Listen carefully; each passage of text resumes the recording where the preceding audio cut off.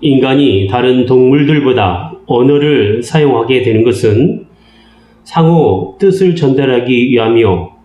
그리고 사회적 동물로서 서로를 알아갈 수 있는 중요한 수단이 되기 때문에 언어를 사용합니다.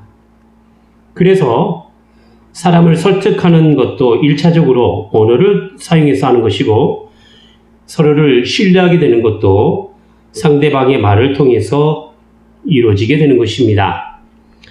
만약 언어를 사용하는데 뜻이 제대로 전달되지 아니했다면 서로 알아들을 수 없는 말을 하였거나, 아니면 상대방의 말을 귀담아 듣지 않았거나 이해하지 못해서일 것입니다.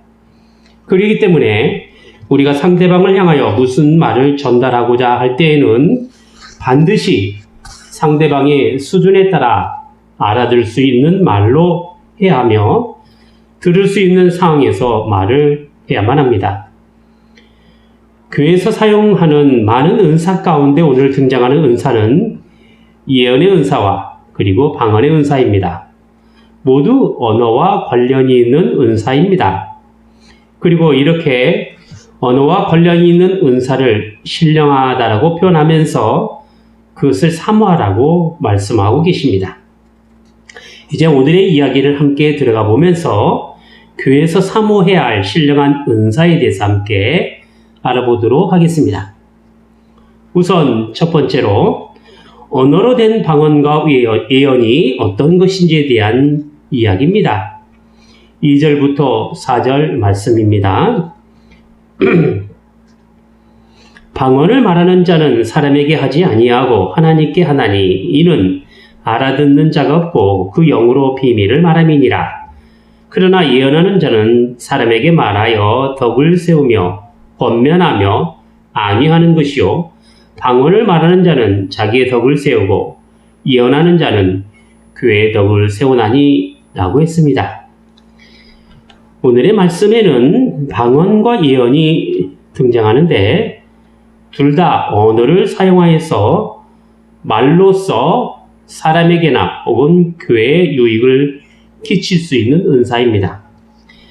그런데 여기에 나오는 방언의 특징이 무엇이냐 하면, 신령한 비밀을 하나님께 하는 말로써 사람이 알아들을 수 없기에 자기의 덕을 세우는 데 유익하다라고 했습니다.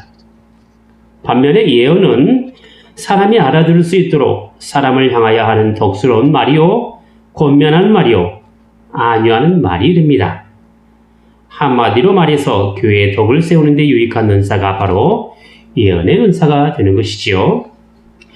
자, 둘 다 말로 사용하는 은사인데, 하나는 사람이 알아들을 수 없는 신비한 말이고, 또 다른 하나는 사람이 알아들을 수 있는 말로 교회에 덕을 끼치게 된다라는 것이죠. 그리고서 사도 바울은 본문 5절에 보면, 나는 너희가 다 방언 말하기를 원하나 특별히 예언하기를 원하노라 라고 하면서 교회에 유익이 될 수 있는 예언을 할 것을 말씀하고 있습니다. 물론 사도 바울은 앞서 온전한 것이 올 때는 예언이나 방언이 더는 필요가 없이 없어진다라고 분명히 말씀했습니다. 그리고 그 온전함이란 완성된 계시인 성경을 말하고자 함에 있고, 또 결국 이 세상 마지막 날에 임할 하나님의 심판에서 이루어지게 될 것임을 이야기하고 있습니다. 그러므로 성경이 우리에게 온전하게 완성된 그 계시로 오기 전까지는 방언과 예언이 계속해서 교회 은사로 사용하게 되는 것이지요. 사도 바울은 신약 성경이 완성되기 전인 당시 고린도 교회를 향하여 성령 강림으로 인하여 초대교회가 시작할 때 나타난 여러 가지 현상 가운데 성령께서 나눠주신 은사 가운데 방언과 예언을 교회에서 잘 활용하라라고 권면하고 있는 것입니다. 그렇다면 방언은 무엇입니까? 우리는 흔히 교회에서 자신도 알아듣지 못하는 언어로 부지불식간에 기도하는 것을 방언이라고 이렇게 이야기를 합니다. 그래서 성령 충만의 하나의 표식이나 혹은 심지어 구원의 한 방식으로서 방언을 받았다라고 이야기를 합니다. 방언을 받지 않으면 믿음이 없는 것처럼 생각되고 방언을 하는 것을 대단한 영광으로 생각해서 방언을 연습하기도 합니다. 과연 이렇게 하는 것이 오늘 본문이나 또 성경에서 말하고 있는 방언이 될까요? 그런데 참 허무하게도 이런 방식의 기도나 알아듣지 못하게 말하는 것을 성경에서 말하고 있는 방언이라고 말하고 있지 않습니다. 적어도 방언이라고 할 때는 성령 강림절이나 초대교회 당시 사용했던 그 방언에 적합한 상황과 그 의미와 맞아야 합니다. 그렇지 않고 단지 신비로운 현상 중 하나라는 이유로 무의식 중에 아무렇게나 혀가 꼬그라지는 소리를 한다고 해서 다 방언이라고 해서는 안 되는 것입니다. 우선 성경에서 방언이라고 말을 할 때에는 다른 나라 말 혹은 사투리로 그 방언을 사용하고 있습니다. 적어도 방언은 그런 점에서 다른 나라의 언어나 혹은 사투리가 되어야 합니다. 그런데 오늘 말씀에 보면 영으로 비밀을 말하는 것이라 했고 하나님께 한다 라고 했단 말이죠. 그래서 방언을 주장하는 교회에서는 방언이 하나님께 향한 영으로 말하는 천상의 언어가 된다라고 이야기를 합니다. 하지만 여기 영으로 비밀을 말하는 것에는 아무래도 방언을 할 때 고린도 교회에서 볼 때는 마치 알아들을 수 없는 비밀스러운 말로 보일 수도 있고 심지어 방언을 할 때 알아듣지 못한다라는 그 이유로 이상한 언어를 무질서하게 사용하는 경우가 발생되었단 말이지요. 하지만 성령 강림 때 방언을 한 사람은 아무런 말로 아무렇게나 이상한 말로 한 것이 아니라 다른 나라 말로 했단 말이죠. 그리고 그 다른 나라 말로 했을 때 다른 나라의 사람이 자기네 나라 말로 알아들었단 말이죠. 그러므로 한 번도 배우지 못한 다른 나라로 방언한 그 자체가 당시에 신비한 일이 되었던 것입니다. 그리고 오늘 본문 5절에서 고린도 교회에서 방언을 할 때는 통역자를 세워서 하라라고 한 것으로 볼 때도 역시 방언은 외국어로서 통역을 필요로 하는 언어임을 이야기하고 있습니다. 반면에 예언은 사람들이 전혀 알아들을 수 없는 언어가 아니라 모든 교회 성도가 알아들을 수 있는 일상적인 언어로 전달이 되었습니다. 그리고 그 언어는 개인적으로 사용된 것이 아니라 교회에서 공적으로 전달되고 선포된 언어로 이루어졌습니다. 또한 이렇게 공적으로 전달된 예언은 교회에서 덕을 세우며 격려해주며 위로해주는 말씀이 되었습니다. 따라서 여기서 말하는 예언의 은사는 앞으로 일어날 일을 미리 점추는 그런 식의 점치는 은사가 아니라 아직 성경으로 완성되지 아니할 때 하나님의 말씀에 따라 하나님께서 이뤄가실 놀라운 구원의 역사를 가르쳐주고 알려주고 선포하는 기능으로서 은사가 된단 말이죠. 따라서 예언은 하나님께서 인간들에게 약속하신 구원의 놀라운 계획을 예수 그리스도를 통하여 이뤄가게 하실 것을 미리 알려주고 가르쳐서 구원을 얻을 수 있는 믿음을 갖게 하며 또 결국 가야 할 하나님 나라에 대한 소망을 갖게 하는 것에 있습니다. 이것이 교회에 속한 사람들에게 덕스러움이 되고 힘들게 살아가는 사람들에게 구원의 큰 위로가 되며 이 땅에 살아가는 것에 있어서 서로를 격려할 수 있는 큰 힘이 되었던 것입니다. 당시 예언의 은사를 받은 사람은 하나님의 말씀을 맡은 사도들과 선지자 혹은 전도인이었습니다. 그들은 예언의 은사를 복음을 증거하는 일에 귀하게 사용하였습니다. 그래서 그들이 복음을 전할 때마다 하나님의 말씀으로 듣게 되었고 특히 사도들은 그들의 서신을 통하여 하나님의 말씀을 예언으로 나타내 보였던 것입니다. 하나님의 말씀을 전달하는 특별한 계시의 전달자로 세움을 받아서 교회를 세우며 믿는 사람들의 신앙을 성숙하게 자라게 하고 특히 고난 가운데 있는 사람들에게 믿음으로 인내할 것을 권면하면서 신앙을 잃어버린 사람들을 향하여는 멸망에 따른 심판의 경고를 예언을 통해서 했던 것입니다. 실제로 예언을 하는 사람은 자신의 감정이나 자신의 느낌 혹은 개인적 사상에 의하여 말로서 권면한 것이 아니라 하나님의 계시를 기초로 하여서 모든 사람들이 알아들을 수 있도록 권면하였기 때문에 교회가 하나님의 말씀으로 잘 자랄 수 있도록 그 은사를 활용하였던 것입니다. 방언의 은사가 되었든 예언의 은사가 되었든 하나님의 은사는 교회와 관련하여 교회를 세워가며 또 교회를 하나 되게 하는 것에 귀하게 쓰임받는 소중한 은사가 됩니다. 하지만 교회의 유익을 위해서는 알아듣지 못한 방언보다 알아듣는 예언이 더 낫다라는 것이죠. 6절 말씀을 보겠습니다. 그런즉 형제들아 내가 너희에게 나아가서 방언을 말하고 계시나 지식이나 예언이나 가르치는 것이나 말하지 아니하면 너희에게 무엇이 유익하리요 했습니다. 교회에서 사람들에게 가르칠 만한 내용은 하나님의 계시와 하나님과 관련된 지식 그리고 예언과 교훈입니다. 모두 다 한결같이 일반 언어로 사용하여 구원의 기쁜 소식을 교회에 전달하는 내용으로 되어 있습니다. 계속 반복되는 말이지만 제 아무리 좋은 이야기와 훌륭한 설명을 한다 하더라도 그것이 사람이 알아들을 수 없게 된다면 과연 그 좋은 이야기가 무슨 소용이 있겠습니까? 사람이 알아들을 수 있는 말이나 언어로 표현되고 있어야 그것을 듣는 사람들에게 유익이 될 수 있다는 것이죠. 두 번째로 이야기하고 있는 것은 은사를 활용할 때 교회 공적 유익을 위하여 말로 알아들을 수 있는 은사를 사용할 것을 악기를 예로 그 비유를 들고 있습니다.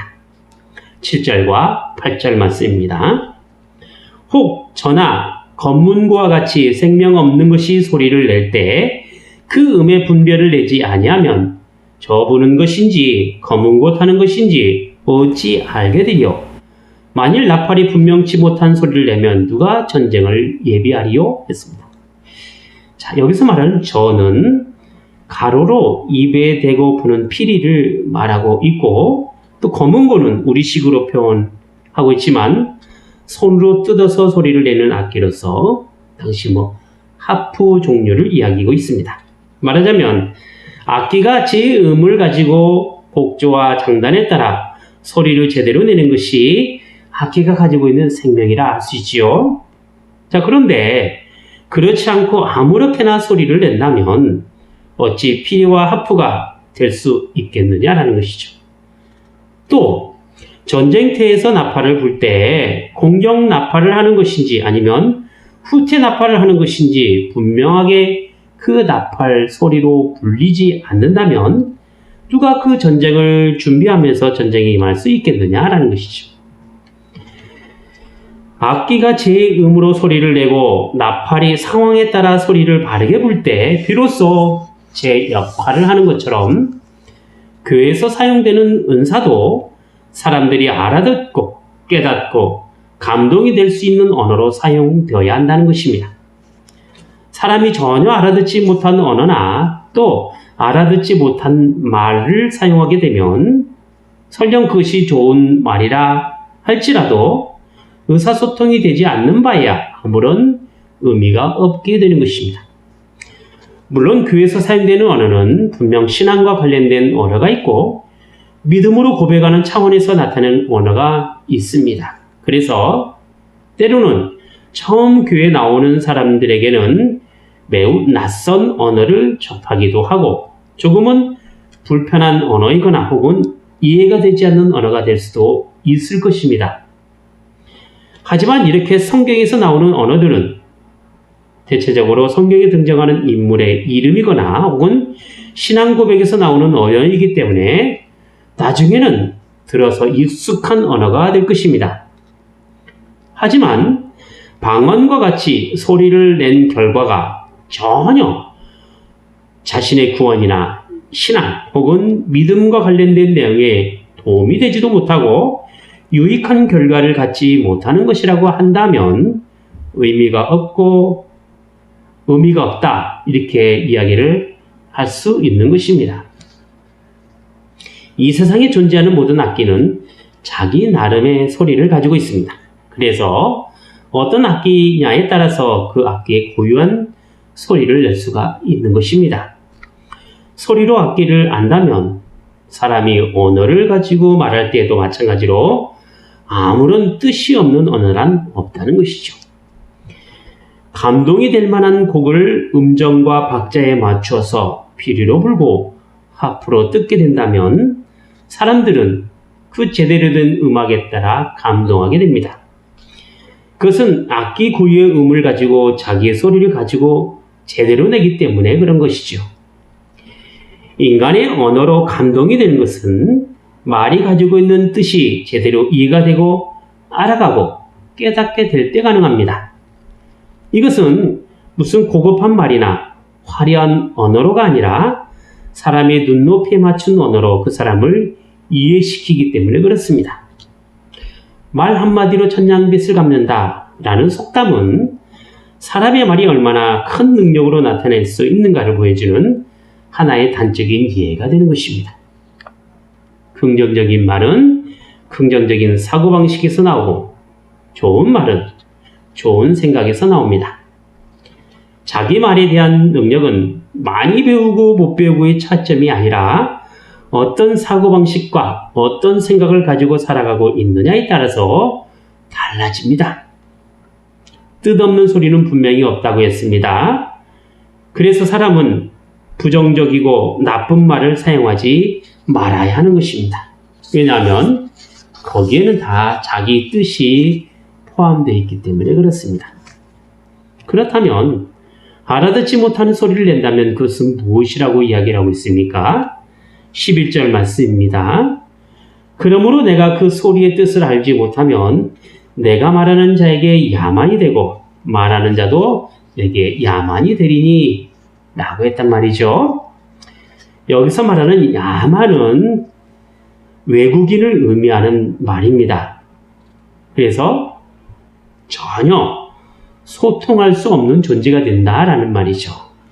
요즘같이 글로벌 시대, 외국말 하나쯤은 알고 있는 이 시대에 살아가고 있는 시대에는 말이 안 되는 소리 같지만 당시에는 외국말을 전혀 알아듣지 못한 상태에서는 그 소리가 야만이 된다, 즉 외국인의 말이 된다라는 것이죠. 교회 안에서 말을 하는데 소통할 수 없는 것도 분명히 문제입니다. 그리고 부정적이고 나쁜 말을 사용하는 것도 또한 문제가 됩니다. 교회에서 말로서 나타낼 수 있는 유익은 서로 알아들을 수 있는 말로 소통하는 것에 있습니다. 그리고 그 소통이란 부정적이고 나쁜 말이 아니라 서로에게 감동이 되고 구원에 유익이 될 만한 내용으로 알아가고 또한 경험하는 것에 있다라는 것이죠. 자, 마지막으로 본문에서 이야기하고 있는 것은 교회에 유익이 되는 예언의 은사를 사랑에 따라 구하라 라는 것입니다. 먼저 1절 말씀 보도록 하겠습니다. 사랑을 따라 구하라. 신령한 것을 사모하되 특별히 예언을 하라고 하라. 하나님의 모든 말씀은 인간을 사랑하신 그 하나님의 사랑으로부터 비롯됩니다. 하나님께서 이 세상을 사랑하셨기에 그 사랑을 힘입어 우리가 살아가는 것이고 그 사랑으로 또한 우리가 사랑하며 살아갈 수 있는 것입니다. 요한일서 4장 7절과 8절에 이렇게 말씀하고 있습니다. 사랑하는 자들아 우리가 서로 사랑하자. 사랑은 하나님께 속한 것이니 사랑하는 자마다 하나님께로 나서 하나님을 알고 사랑하지 아니하는 자는 하나님을 알지 못하나니 이는 하나님은 사랑이시니라. 성경은 하나님의 사랑을 이야기하고 있습니다. 그리고 그 사랑은 우리가 하나님의 사람으로 살아가는 것에 있어서 가장 큰 원동력이 되기도 합니다. 즉 하나님의 사랑 없이는 우리가 하는 사랑 또한 헛되고 부질없는 것이 되고 만다라는 것이죠.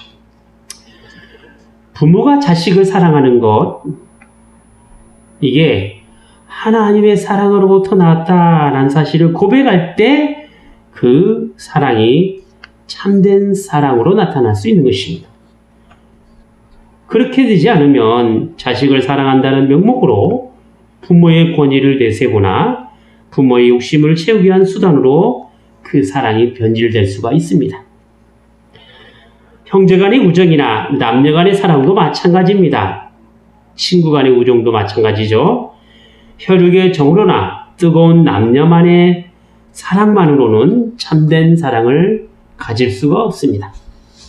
하나님께서 난 형제요 또 자매로 삼으시고 그리고 서로 사랑하라고 하신 그 사랑으로 우리가 하나님께로 났음을 확인할 때 비로소 참된 하나님의 사랑을 경험할 수 있는 것입니다. 결코 한때의 감정이나 느낌으로 끝나는 것은 참된 사랑이 아닌 것이죠. 여러분 자식을 사랑하시죠? 형제나 자매 사랑하시지요? 아내와 남편 사랑하지요? 친구 간의 우정 변치 않게 사랑으로 지속할 수 있지요? 자, 그러면 그 사랑이 나에게서 나왔는지 아니면 하나님으로부터 나왔는지를 다시 한번 확인해 보시기 바랍니다. 하나님으로부터 왔음을 확인한다면 우리가 쓰는 언어도, 우리가 가져야 될 관심도, 우리가 마음속에 품은 생각도 모두 하나님의 사랑으로 맞춰져 있게 될 것입니다. 하나님의 신령한 은사인 예언은 우리에게 계시의 가르침을 통하여 하나님의 사랑이 어떻게 나타나게 되었는지를 요한일서 4장 9절부터 11절까지 이렇게 말씀하고 있습니다. 하나님의 사랑이 우리에게 이렇게 나타난 바 되었으니 하나님이 자기의 독생자를 세상에 보내심은 저로 말미암아 우리를 살리려 하심이니라. 사랑은 여기 있으니 우리가 하나님을 사랑한 것이 아니요 오직 하나님이 우리를 사랑하사 우리 죄를 위하여 화목제로 그 아들을 보내셨음이니라. 사랑하는 자들아, 하나님이 이같이 우리를 사랑하셨은즉 우리도 서로 사랑하는 것이 마땅하도다 했습니다. 하나님이 우리를 사랑하신 그 시작은 바로 예수 그리스도를 통한 구원에 있습니다. 나의 죄와 나의 사랑하지 못함과 나의 못남과 나의 부족으로 인하여 죽을 수밖에 없는데 예수님의 십자가로 나를 살리신 것입니다. 이것이 하나님의 위대하신 사랑이죠. 그래서 자꾸만 내 것을 붙잡고 있으면 내 죄가 나타나게 되고 내 사랑하지 못함이 드러나게 되고 나의 못남과 부족함만 자꾸 드러나게 되는 것입니다. 우리가 하나님을 믿는다라고 하는 것은 나의 것을 내려놓는 것으로부터 시작됩니다. 그리고 나서 하나님만을 바라보고 하나님의 좋은 것과 하나님의 기쁘신 것을 구하는 것에 있습니다. 우리가 진정 하나님을 제대로 믿기를 바란다면 먼저 해야 될 일이 있습니다. 우리 자신부터 하나님 앞에 다 내려놓으시면 됩니다. 우리가 가진 마음의 소원을 내가 이루어간다고 한다면 거기에 신앙이 무슨 필요가 있겠습니까? 내가 하지 못하기에, 내가 할 수 없기에, 그래서 하나님께 맡기는 것이 바로 신앙 아니겠습니까? 우리 안에 있는 그리스도의 사랑이 우리를 그런 하나님께로 향한 신앙으로 나타나게 하시는 것입니다. 기도하겠습니다. 거룩하신 하나님 아버지, 저희를 향한 하나님의 사랑은 하나밖에 없는 아들 예수 그리스도를 이 땅에 보내주시고 그로 인하여 저희의 모든 죄와 사망으로부터 벗어나게 하심에 있사옵나이다. 그리고 그 사랑은 저희의 삶의 교회의 유익이 될 수 있는 은사를 활용함에 있어서 하나님의 사랑으로 할 것을 또한 오늘 본문을 통해서 말씀하고 계시옵나이다. 이제 저희 안에 있는 하나님의 사랑이 저희를 서로 사랑하는 사람으로 만들어가고 있사오니 부모와 자식의 사랑을 통하여 하나님의 놀라운 사랑을 알게 하여 주시옵소서. 하나님의 사랑이 친구 간의 우정과 혈육 간의 정과 또한 부부의 사랑으로 나타나게 하여 주시옵소서. 저희가 말씀을 통하여 배우고 알아가며 깨달아가는 그 모든 것들이 결국 하나님의 사랑으로 완성될 수 있도록 저희를 인도하여 주시고 하나님께 향한 저희의 구하고 찾고 두드리는 그 간절함이 혹여나 뜻없이 허공에다 말하는 의미가 없는 외침이 되지 않게 하여 주시옵소서. 주 예수 그리스도 이름으로 기도하옵나이다. 아멘.